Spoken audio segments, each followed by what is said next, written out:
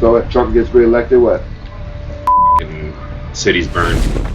I'll straight up get armed. The gulags and the persecution of the kulaks and things like that are exaggerated.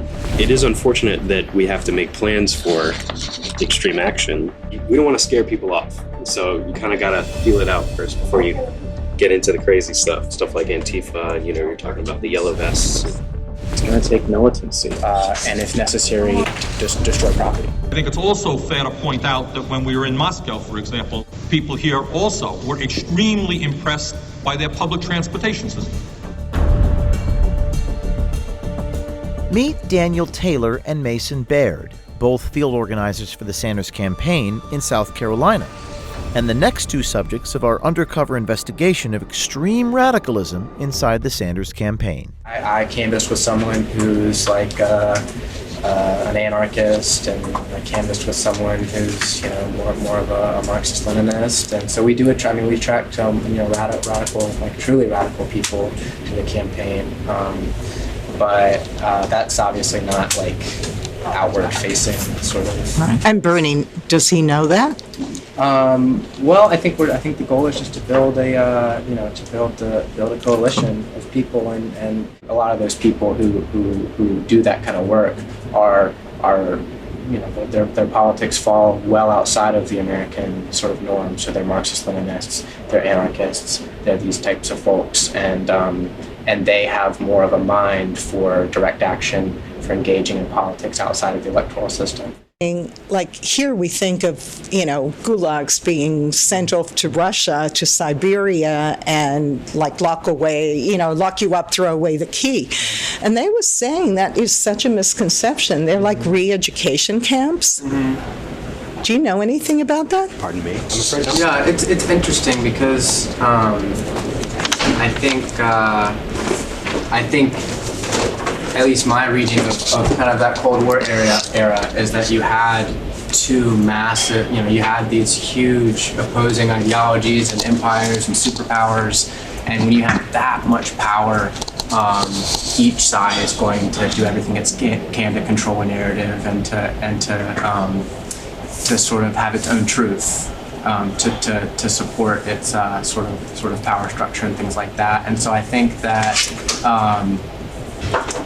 if we pay attention to the lived experience of people in post-Soviet states and in Russia and things like that, then we do find that like a lot of the stories we're told in the United States about the gulags and the persecution of the kulaks and things like that are exaggerated.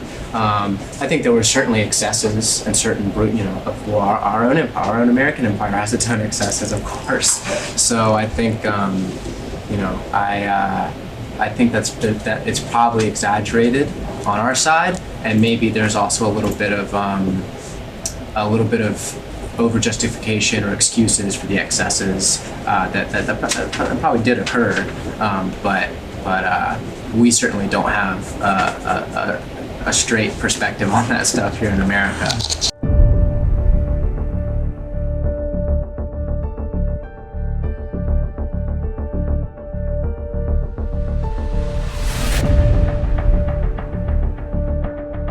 This hasn't worked. We've tried it for 3 years. He's still there, and he gets stronger. Well, for me personally, I have no problem going all in on the campaign stuff because you are planting a seed.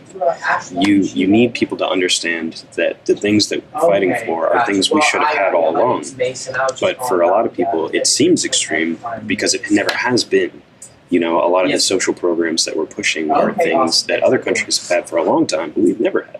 Like the whole socialist thing 4 years ago was a lot more toxic than it is today. I think people are finally starting to realize that maybe it's not such a bad thing. What's troubling is Baird and Taylor both speak of the possibilities of extreme violence coming from the Sanders campaign and want to keep it hush-hush in order, quote, not to scare people off, unquote.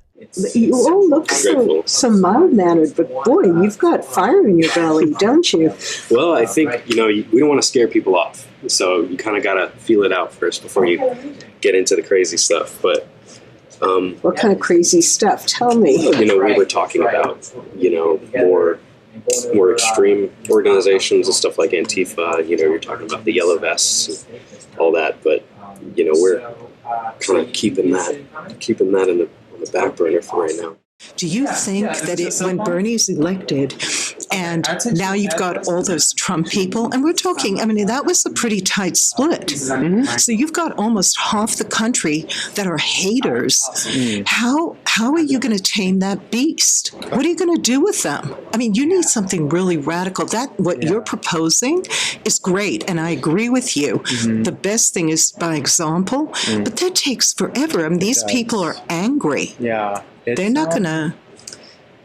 Yeah, I mean, it is a huge source of anxiety for me. So, it's like, that's definitely... But, I think we have to think in those ways, yeah, right? Absolutely. And it's with my family, too. I mean, it's within my family that I have this kind of...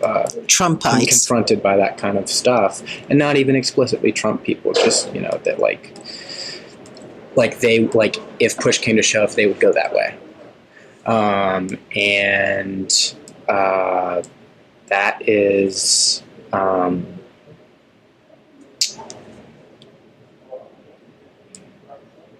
it's sort of,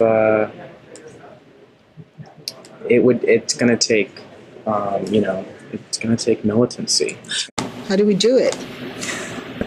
Militant labor movement, is kind of our last real kind of chance before, we try other means. And I just don't see it as that. An empire's never been sort of toppled through internal struggle, so it's like, I don't really see that working out, Where do we have all this momentum, where do we go after it's over, right, regardless of the outcome? Because I feel like change is not gonna happen easily, regardless. Even if Bernie is elected, change will not come swiftly or easily. So we have to, the connections that we're making now within the campaign and with other volunteers and at events, it's very important that we retain that, regardless of the outcome. And, it is unfortunate that we have to make plans for extreme action, but like I said, they're not going to give it to us, even if Bernie is elected. Baird is so extreme, he speaks as if it's common knowledge Sanders will, quote, abolish landlords, unquote, and even compares Sanders' revolution to the Russian Revolution of 1917. He seems to think that even though he'd like less bloodshed, armed struggle is inevitable. After we abolish landlords, we don't have to kill them. You know what I'm saying? that's my feeling. I think that's damaging to the soul. But there you go, Micah.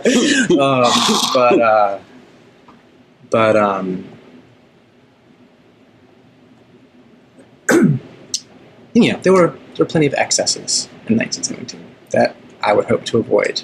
But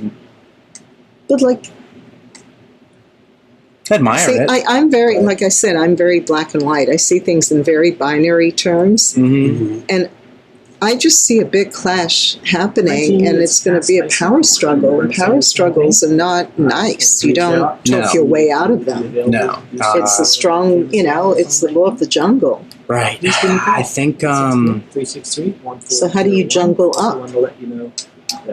I think it goes back, again, for me, it's like labor. I think that's a big source of power for us. Hey, Mike with the and to try campaign. To gain as much leverage and power Are you Miss Sandra? In the short time that we have before. See you back again. Take care. 1917 Redux. Right, because it's really incredible. Lenin didn't have the internet. They weren't. They were a peasant society. It was like, so, I would hope that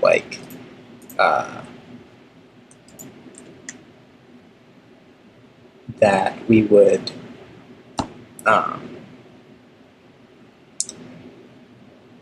we'd be doing a bunch of prep work, right, before before the capitalists got hip to what we were doing, I guess. I mean, that's kind of the best. I'm not excited about the prospect of like armed struggle. So that's. But don't you see it? Do you see it as inevitable or not? I see it as possible. Huh? I see it as possible. Yeah. You do? Oh, yeah. I just never want to kill anybody.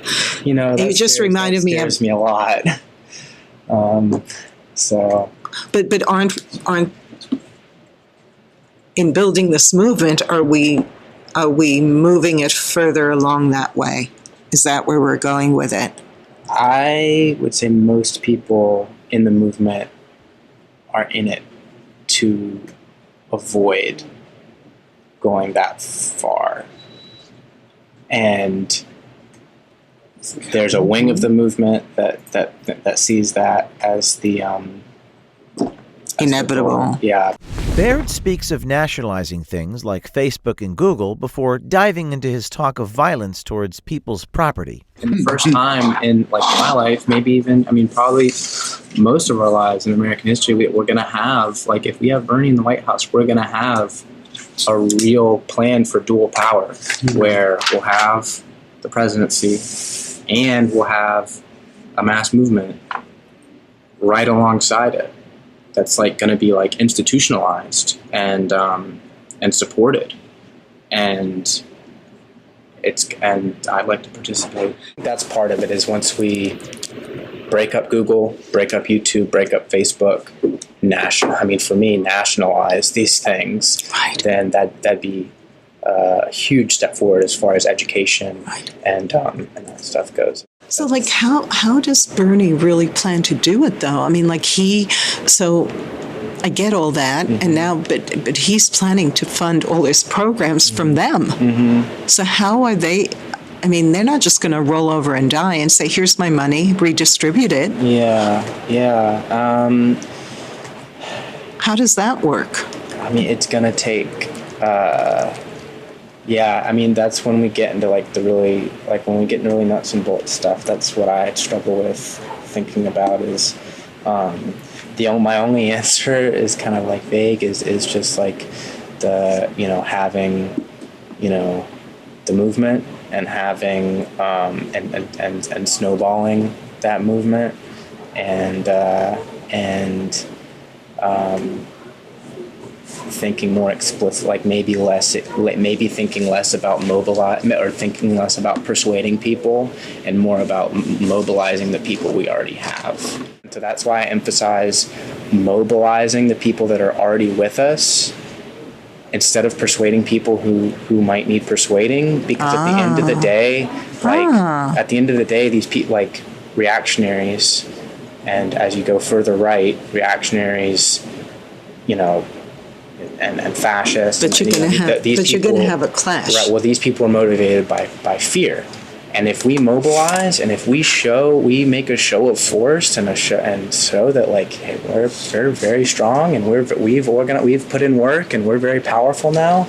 I think you'll have a good many people who are going to back down off of it, who are going to be so afraid that they're going to back down off that position. So do you mean like armed resistance? I hope. I mean, I don't think we're there yet, and I hope not. But just like a militant labor movement that's willing to, strike, and if necessary, just destroy property and things like that. That would be my escalation, right? We would need a federal government and a labor movement that is working together to strip power away from capitalists and preferably directing that violence towards property. At the end of the day, I think this stuff is going to come out through praxis, through the work, and it's hard for me to like talk about it in the moment we live in, because I think like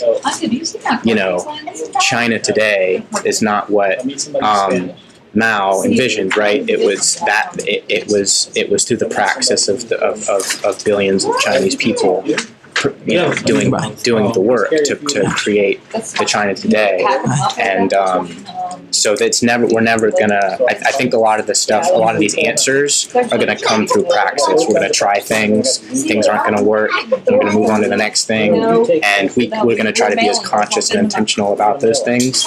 But when you get into a certain level of detail and depth, it's like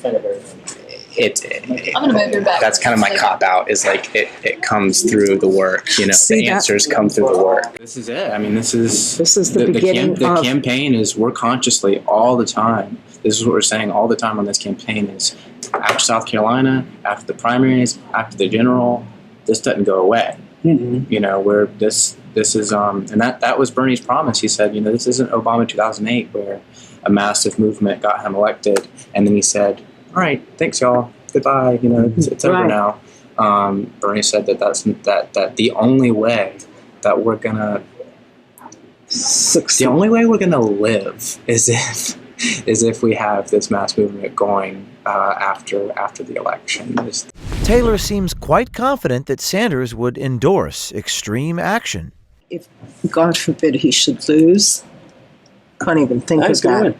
Do you think he'll be on board to join forces with the rest of us and really make, we need a revolution, don't we? He has a history of protest, and, that's what makes him so attractive to a lot of the younger people who are fed up with bureaucracy, is that Bernie has been out there standing on the picket lines and doing the uncomfortable stuff. And I absolutely think that he would endorse that kind of action because, sometimes that's what you got to do to get it done. As we continue to expose radicals inside the Sanders campaign, the question must be asked, are these people representative of the campaign or not? If not, shouldn't the campaign disavow these workers? Or are they the true face of the campaign and the candidate himself?